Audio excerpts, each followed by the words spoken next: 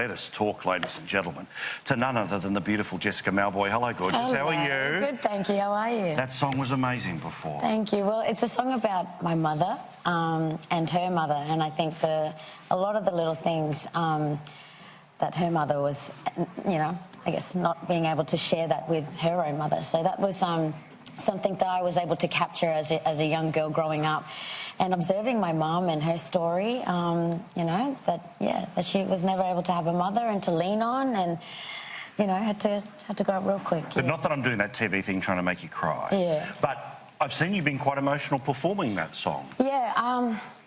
I think too, because it is a personal story and it's something that I've never really shared and it's been bottled up, and I've, you know, performed a lot of colourful songs like Pop a Bottle, like Inescapable, really kind of vibrant songs that really share my fun side and my happy side. But there are things, you know, I guess in my personal life that, you know, opportunities that I'm never being able to share. So this is really the perfect time. I turned 30 a few weeks ago, and it's just, yeah, for the last 6 years I've been kind of building this kind of craft about my family and things that I've kind of shared in my own personal moments by myself in my room, you know, on this kind of journey that I've had for the last, you know, more than 15 years, yeah, with music. I have this deal with myself where anytime you sort of think, oh, work's getting a bit weird or frustrating, or someone's having sort of a bit of a knack at you, go, if I could talk to sort of 15-year-old me and say, hey, when you're, in my case, 41, being able to say, hey, when you're that age, you'll be doing this, you'll go around the country, have a TV show, it becomes pretty easy pretty quickly. If you're able, after turning 30, to go back and have a chat to 16-year-old Jess, would she be pretty stoked to know what you do now? Absolutely. I think beyond, you know, big dreams, definitely, for sure, you know, that I've been able to capture and experience. I mean, things that, you know, music has been able to take me all over the globe, whether it's writing it, whether it's performing it. It's pretty magical what music, the healing that it has. Now, let's talk about this incredible venue, because you've got history here where, you know, you premiered a movie here and no red carpet. No. It was the red dirt that they walked in on. What was it like to have a movie premiere here? It was pretty special. I mean, the story itself, Brand New Day, I mean, the original, the musical, by Jimmy G, like, there was something really powerful, and I remember even auditioning for it, and I had Rachel Perkins, who was such a lovely mentor throughout the film, and such an incredible cast. I mean, it was so colourful, it was so vibrant, and the music really spoke, you know, the way Broome moved and how colourful it was, and you know, body language, you know, was a really huge thing. You know, with making communication, it was like, you know, you kind of look at someone down the road and you know, you do one kind of hand, and that means a lot of things, but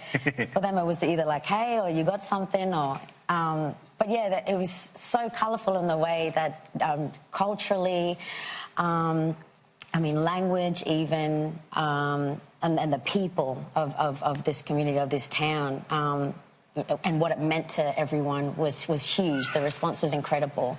And still people, I still have little girls come up to me and say, you know, I watched Brand New Day, that's my favourite movie. And yeah, it's unbelievable. And yeah, I'm so proud that at that time too, I was releasing my very first record called Been Waiting. And I'd never done a film before. It was the very first time I'd done anything like it. And I just kind of dove into it, you know, read the character Rosie, and she was just so sweet and lovely, and, you know, that's kind of like, you know, one of my other sides. But yeah, she was just... He's saying there's good Jess, bad Jess, young Jess, old Jess. There's good and bad in everyone. Yeah, correct. It depends on how you know... Which Jess wakes up every day. I get it, don't worry. There's many moods of Paul. Mostly angry. But generally, I can slice out the odd smile here and there. You know what I mean? Yeah. But also, that experience, to be able to, as you say about those little girls, right, to be able to see yourself on the big screen, such a big thing, a story like that as well. Let's talk about Sony Foundation as well, because this is the charitable side to the music operation that Dennis Hadlin's put inside for a very long time.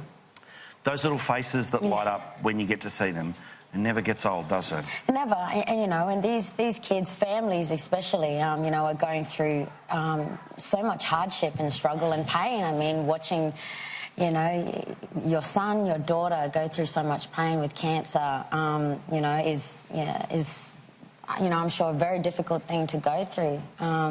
Trying to find the funding, trying to find the money, you know, where you're going to stay whilst you're, you know, in and out of doing treatment.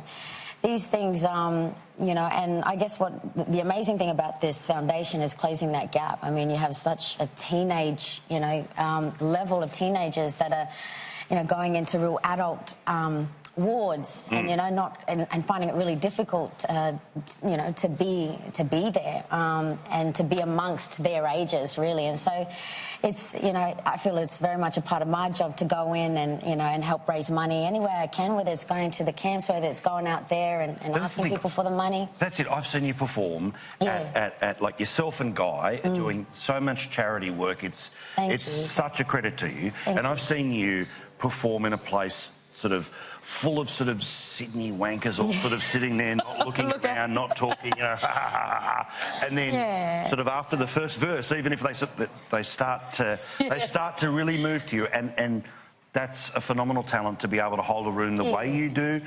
Good luck with the album a bit later in the year as well, and to bring those that ray of light into kids as well. Last one here, Broom Time. What does it mean to you? Broom Time. It's about just. You know what? It's slowing down. It's going with the pace of everything, I guess. It's reminding you to take a moment, have a breather. Very cool.